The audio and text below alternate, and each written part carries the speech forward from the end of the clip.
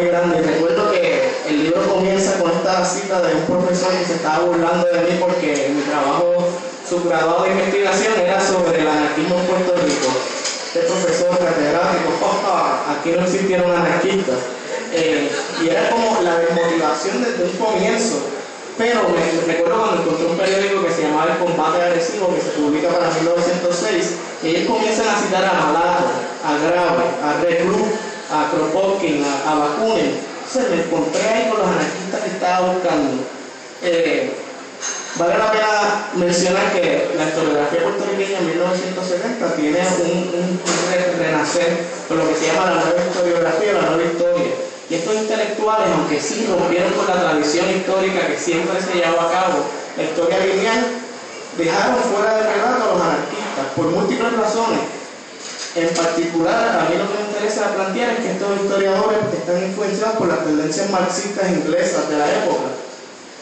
Y como un inglés marxista que todos me imagino que conocen, Eric Hobsbawm, decía que los anarquistas eran simplemente rebeldes primitivos y por ende no merece la pena estudiar a estos anarquistas. Pero ¿qué pasa? Otra cosa también que me encuentro es que el anarquismo tiene una deformación léxica y un significado peyorativo. Ahora mismo, si me paro por la calle y le pregunto a cualquier persona qué tú piensas que es el anarquismo, lo primero que viene a la mente es la bomba, la explosión, el caos, el desorden, cuando el anarquismo en realidad siempre ha estado en contra de esto. Sí, la violencia revolucionaria, etcétera, en cierto momento histórico, pero el anarquismo no es esto, no es sinónimo de caos y destrucción. En cambio, los anarquistas lo que han tratado de hacer durante todos estos siglos es simplemente una organización horizontal, sin jerarquía y demás. Y esto me lleva a otra pregunta, ¿qué es el anarquismo? Y si estoy hablando muy rápido me pueden hacer así, me pueden parar. Pero ¿qué es el anarquismo? El anarquismo básicamente, a pesar de que suene simple, esta pregunta, ¿qué es el anarquismo? Es una pregunta sumamente compleja porque todo depende de la persona que te conteste esa pregunta. Y ahora mismo yo sé que aquí en esta sala hay varios anarquistas y si le preguntas a cada uno de ellos, te van a dar una contestación completamente diferente. ¿Por qué? Porque el anarquismo no tiene un manual negro y el anarquismo no tiene una raíz que todo el mundo tiene que mudar. En cambio, el anarquismo es moldeable y maleable a la manera que se transforma tu vida y cómo tú lo construyes. Alfredo Bogano, cuando estaba hablando de una de las universidades en Italia, no estoy seguro cuál, en 1970 y tanto, 80 y tanto, comienza una de las ponencias que se llama la atención anarquista, diciendo que aunque la sala estaba llena de anarquistas, él siempre tenía que comenzar explicando qué es el anarquismo. Y esto también conlleva un problema al momento de estar redactando esta tesis, porque la concepción de los anarquistas es una concepción personal y yo tengo mi propia visión de lo que era. Pero nada, volviendo a esto de que no tiene un manual, por ejemplo, a diferencia de otras tendencias como el marxismo, el maoísmo, el leninismo o el estalinismo, todas ellas surgen de un individuo. Tú tienes que ver este individuo para poder ser parte de este club selectivo. En cambio, el anarquismo se basa más en la práctica, el anarcosindicalismo. De hecho, hay anarquistas que nunca han leído a esos clásicos del canon anarquista. ¿Pero qué busca el anarquismo? El anarquismo básicamente busca la abolición de toda autoridad y estructuras jerárquicas, mientras busca la libertad individual y colectiva. Esa es mi interpretación de lo que es el anarquismo. Y no estoy aquí vociferando ser anarquista, simplemente es que quiero definir lo que es el anarquismo para entrar en el tema. Aunque tiene la facilidad de moldearse y transformarse de acuerdo en el entorno donde se encuentra, tiene un cuerpo teórico, una espina dorsal en donde se refleja el apoyo mutuo, la solidaridad, horizontalidad, el amor libre y el internacionalismo, entre otras cosas. Pero ¿cuándo y de dónde surge el anarquismo? Y me disculpan. Pues no sabemos, hay un debate, los anarquistas nunca se ponen de acuerdo. Hay un debate de dónde salió el anarquismo. Unas personas dicen que el anarquismo nació cuando la primera persona se sintió oprimido y luchó en contra de esa autoridad. Otras personas lo remontan al siglo XIX, a mediados del siglo XIX, cuando se organiza la primera internacional, ahí es que salieron los anarquistas. Nosotros nunca sabremos. Pero para esta ponencia lo que me interesa es el anarquismo moderno, a mi entender, comienza cuando se dan las condiciones materiales en Europa para la segunda mitad del siglo XIX. Recordamos que se estaba industrializando rápidamente Europa, empieza en Inglaterra, luego pasa a Europa nacional y vemos grandes migraciones de personas del campo van a las ciudades y esto conlleva una transformación en sus relaciones sociales. Por ejemplo, la amistad va a ser un vínculo sumamente importante que la antropología anarquista ahora está estudiando, porque ahora en vez de estar con la familia extendida de 15, 20 hijos, necesitaban la amistad de estas personas y la solidaridad y el apoyo mutuo para poder sobrevivir en estas ciudades. El anarquismo intentó sintetizar dos grandes ideologías de la época del siglo XIX, el liberalismo burgués, que se enfocaba en el individualismo y la libertad individual, y a la misma vez del socialismo, esta idea que intentaba hablar de la colectividad y del comunismo. El anarquismo entonces trata y extrae esto y los trata de sintetizar, y aquí entonces hablamos del canon de los anarquistas clásicos. Ahí está Proudhon, Kropotkin, Bakunin. Pero más allá del anarquismo, más allá de la teoría, siempre se enfocó en la práctica. Y vemos unos eventos históricos que no vamos a entrar por tiempo y espacio aquí, como la Comuna de París, el 36 en España. Tenemos la Asociación Internacional de Trabajadores, que fue el primer ejemplo para mí histórico de un movimiento obrero internacional donde se entrelazaron varios continentes. Y varios proyectos alternos y pedagógicos que todavía existen, como el CCC, que Eduardo Bloque, de hecho el libro es una publicación del CCC, que es un centro que intentamos correr por mucho tiempo aquí. Pero nada, todo eso se lo doy como base a lo que es el anarquismo. Y me gustaría pasar a darle un poco de contexto histórico a la obra. El anarquismo no es sinónimo de movimiento obrero, pero el movimiento obrero siempre fue un lugar fértil para que estas ideas de explotación, de ir en contra del patrono, se desarrollaran. Y aquí en Puerto Rico me parece bien particular el año 1873, y me gustaría empezar por ahí. Aparte de la abolición de la esclavitud, que vamos a estar celebrando mañana, que se da en 1873, y la primera central industrializada que se da en Puerto Rico. En 1873 hay unos tumultos que están pasando en España, y a través de la relación simbiótica que tenía la isla con la metrópoli, aquí se sienten bien rápido. Y es la Primera República. La Primera República, que mis estudiantes que están por ahí se supone que se la sepan, la Primera República que se da en España va a ser sumamente importante, porque aquí en Puerto Rico se van a sentir van a tener la libertad de asociación, la libertad de prensa y varias reformas que se extienden a la isla. Algo muy importante de la Primera República que tendemos a olvidar es que el primer presidente de la República Española lo fue Pi Margall. ¿Quién era este individuo? Pi Margall no era más que un federalista, un arduo lector de Proudhon. De hecho, las primeras obras del anarquista Proudhon que se tradujeron al español lo hizo el presidente de la Primera República Española. Y dentro de ese régimen, aunque él dura unos cuantos meses en el poder, se van dando estas reformas y libertades, y los obreros puertorriqueños van a capitalizar de inmediato. Por ejemplo, en 1873 se dan estas libertades. El año siguiente ya los obreros habían organizado su primer periódico llamado El Artesano. Y estos obreros comenzaron a organizar periódicos, cooperativas y otras organizaciones basadas en el apoyo mutuo y la solidaridad, en donde intentaban canalizar ese descontento que sentían.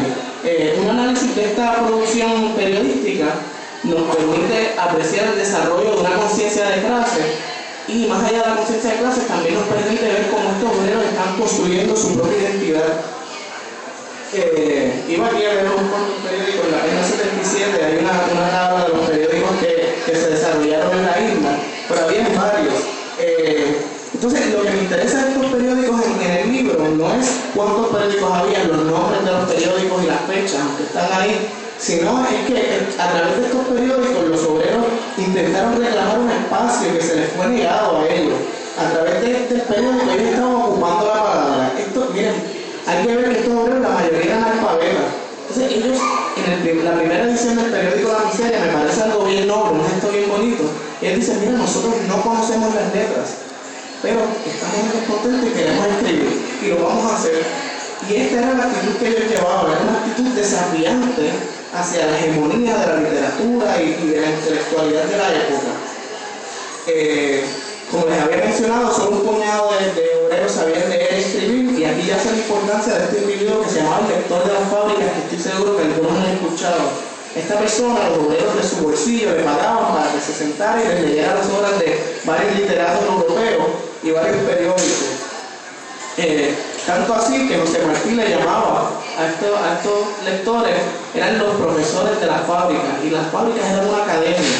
Vale la pena recordar que la práctica de la lectura, según Frank Fernández en la historia del anarquismo en Cuba, la crea Saturnino Martínez, que era un anarquista cubano, y de ahí pasa a Florida y a Puerto Rico.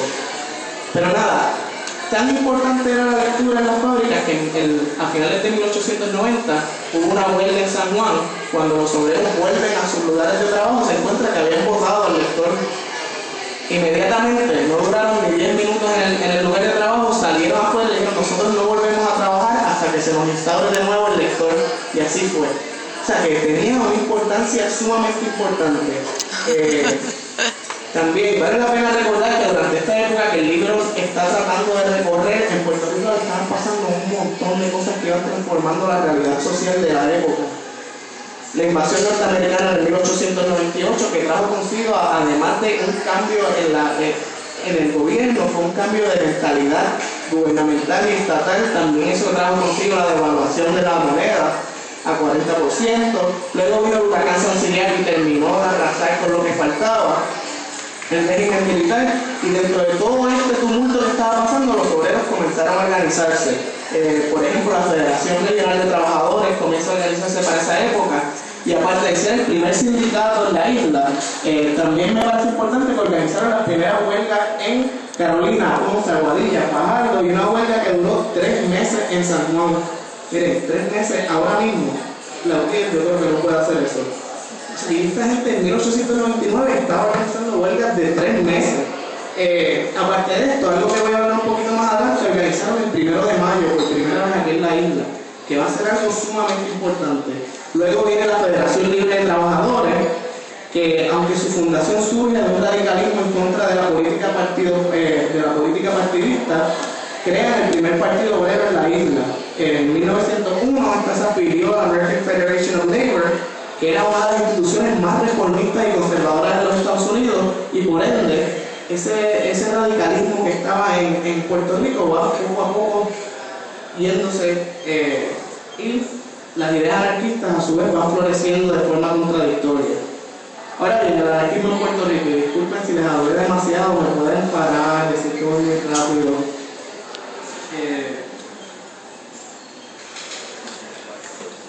A mí no me gusta mucho el micrófono, así que les molesta si sigo acá.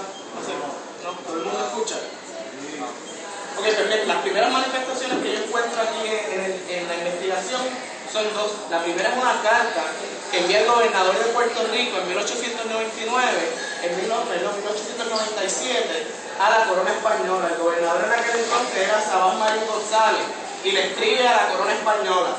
Él decía que la extensa propaganda de las ideas anarquistas que hasta hace poco había destinado a este país comienza a pretender introducirse dentro de la clase obrera puertorriqueña. Y él sigue diciendo que el periódico Ensayo Obrero, el cual, según Marín, vierte ideas que, aunque no es ostensiblemente anarquistas, tienden a preparar las masas a recibirla en su oportunidad. Es decir, él decía: ya las ideas anarquistas se están adentrando a la isla. No las tenemos todavía, pero ya vienen por ahí. Y a mí siempre me ha chocado lo accurate de este argumento. O sea, las ideas anarquistas se estaban generando. Quizás no había organizaciones anarquistas, pero ya se estaban sintiendo estos tumultos. Sigo por aquí, yo como que repetir. Durante el periodo se empieza a distribuir en la isla la obra Federalismo y Socialismo de Mikhail Bakunin, el anarquista ruso. Y esto me parece de suma importancia, porque mientras el gobernador estaba adentrando allá a la corona española, aquí los anarquistas como que se están adentrando a la isla.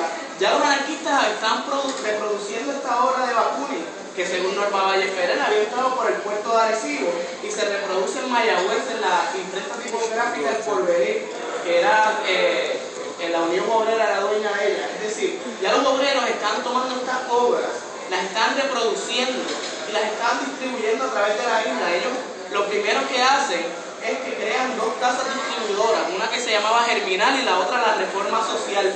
Con estas casas distribuidoras ellos repartían toda esta literatura a través de toda la isla. No solamente esto, en el libro se encuentra una lista de las imprentas que yo encontré durante la época, pero también en un periódico me encuentro que ellos hablaban de las imprentas clandestinas. Es decir, estas son cosas que quizás yo jamás puedo encontrar, pero sé de la existencia de imprentas clandestinas que usaban los elementos más rústicos para seguir reproduciendo las ideas anarquistas en la isla. Dentro de todas sus actividades, como van a ver si leen el libro, una de las cosas más importantes fue la educación. Para ellos, como decía Ramón Romero Rosa, que se pintaba anarquista y luego cambió y se volvió político, etc., como pasa con muchos, los obreros estaban huertos de educación porque el patrón les daba más trabajo. En vez de darle más tiempo libre, más trabajo. Lo que hacían es que adormecía el cerebro, en palabras de Ramón Romero Rosa. Y es decir, aunque había un puñado solamente de obreros intelectuales, estos obreros intelectuales sentían la obligación de compartir el conocimiento con sus compañeros, basándose en las ideas de este anarquista español llamado Francisco Ferrer y Guardia. Estos desarrollaron varios centros de estudio alrededor de toda la isla. Francisco Ferrer y Guardia fue el fundador de la escuela moderna que explota el mundo, es decir, explota literalmente porque se empiezan a reproducir los modelos a nivel de todo el mundo.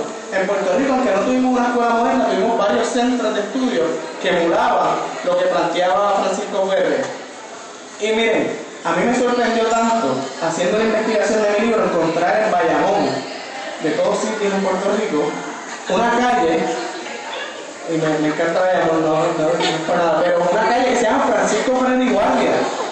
Es decir, posiblemente hay un sitio en el Caribe en donde un anarquista tiene un nombre de una calle y nosotros no lo sabemos. O sea, esa es la importancia de Francisco Ferrer en aquel entonces. En Cabo hay un círculo de estudio que se llama 10 de octubre, que es la fecha donde el Estado español asesina a Ferrer y Guardia. Y cuando muere Ferrer y Guardia se documentan grandes manifestaciones y anualmente volvían y seguían honrando la memoria de este hombre. Pero ¿qué eran estos centros de estudio? Miren, por ejemplo, el centro de estudio 11 de marzo en Bayamón era básicamente un espacio rústico donde tenían una mesa larga, tenían banderas rojas, retratos de Kropotkin, Marx, Antonio Lorenzo, tenían varios libreros y ahí ellos se reunían para hablar y organizar la tribuna todas las tardes. Ellos se reunían para ver qué iban a hablar en la plaza del pueblo de Bayamón. En Caguas tenemos el centro de estudios sociales, en donde cuando la policía entra, estaban horrorizados. Ellos entran a cerrar este centro y de momento ellos ven fotos de Francisco Ferrer y Guardia, de Soledad Villafranca, que era la compañera de este, Mateo Morral, que era otro compañero de Francisco Ferrer, de Fermín Salvochea, que fue uno de los fundadores de la revista Blanca, y otros anarquistas españoles. Tenían una tarima de teatro rústica, pero lo más que les impresionó a la policía fueron estos tres rótulos que encontraron que decían: el matrimonio es la prostitución legalizada, la religión atrofia el cerebro, el mundo es la patria del hombre. Y estamos hablando de 1911 en Puerto Rico, la policía entra y estos son los letreros que se encuentran en los locales anarquistas. Como les dije, la prensa fue un lugar sumamente importante para esto, reproducir sus discursos, crear su identidad. Entre otras cosas, tenemos el periódico Voz Humana, La Miseria. Yo iba a hablar de esto, pero ya me estoy tomando mucho tiempo, está en el libro. El campo de la literatura, estos jóvenes produjeron varias obras literarias, como por ejemplo Páginas Libres de Juan Milá, Voces Libertarias de Juan José López, El Porvenir de la Sociedad Humana de María Diepa, y hacia el porvenir de Renuncio Cruz. En las artes también estos anarquistas intentaron propagar sus ideas, utilizaron todos los medios al alcance: poesía, recitales, coros, conciertos, milongas argentinas. Y para tomar estos ejemplos, en mayo 1 de 1901 tuvieron, este es el programa de la velada que tuvieron estos anarquistas en 1901. La primera parte de la velada era oratoria y selección de poesía. Segundo, 2 horas por el grupo teatral Juventud Socialista, en donde hicieron 1 de mayo de Pietro Boris, anarquista italiano, y Fin de Fiesta de Palmiro de Lidia, que es un anarquista cubano-catalán. La noche terminó con un coro de niños recitando el progreso y el recital de poesía revolucionaria. Esto era en 1901. Ya estoy terminando, te lo prometo. Tenemos la tribuna, era un mecanismo de propaganda, ellos iban directo al pueblo. Y en el libro también, en una parte del 4º capítulo, intenté desarrollar, elaborar los discursos que estos anarquistas crearon. Es decir, tomé los periódicos y tomé los libros y de forma incoherente traté de pegar aquí y allá para crear un discurso coherente. Y me lo permito porque, como dice Alfredo Bonano, estos anarquistas no eran literarios que están creando una narrativa totalizante. En cambio, estos anarquistas utilizaban estos textos para propagar sus ideas, para crear anarquía. Y por ende, me permitía apropiarme de esos discursos, cortarlos y pegarlos.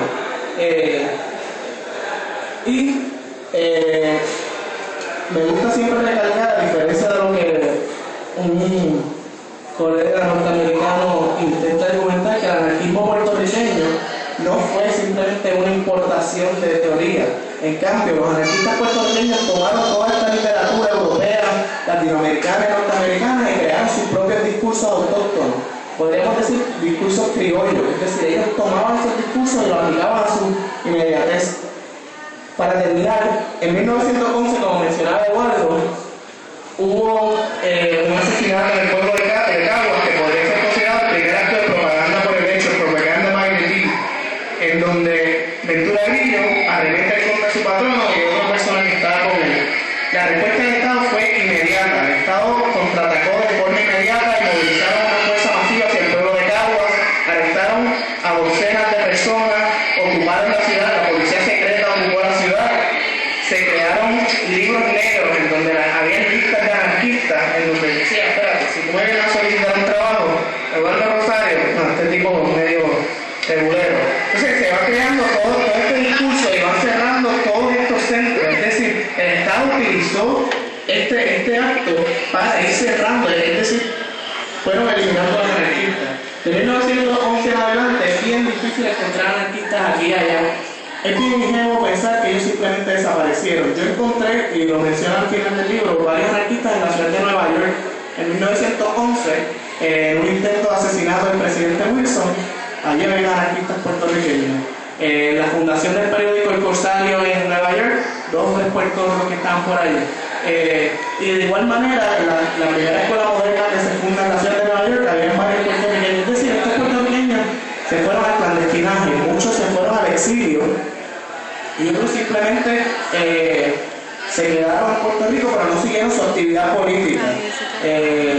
Vale la pena decir que los elementos obreros de aquella época aplaudían al Estado porque estaban sacando la disidencia del movimiento obrero, que eran los anarquistas.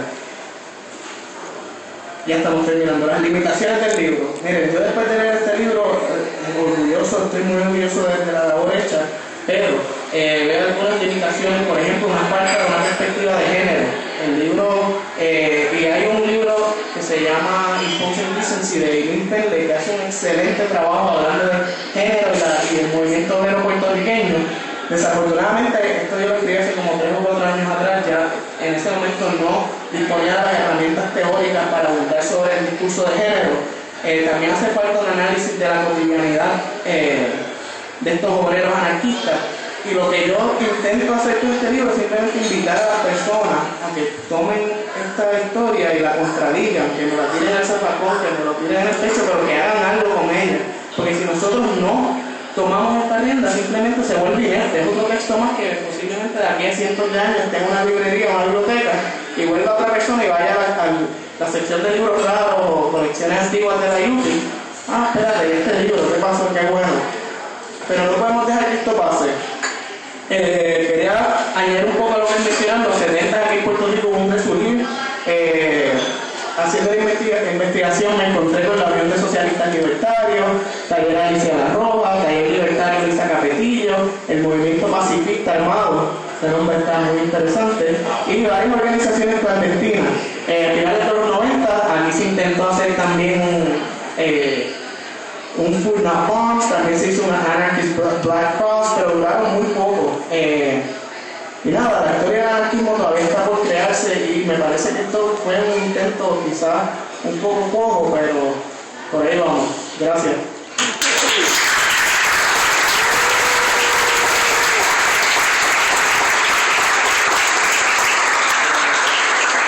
No sé si quieren hacer algunas preguntas, comentarios. Entre toda la investigación, ¿llegaste a encontrar alguna correlación quizá documentada entre la práctica del contrabando súper propagada por la isla, especialmente en el siglo XVIII y el siglo XIX, con estas imprentas clandestinas? ¿Había una conexión? ¿Llegaste a encontrar algo o no? Pues fíjate, del siglo XVIII no encontré nada, siglo XIX bien poco lo que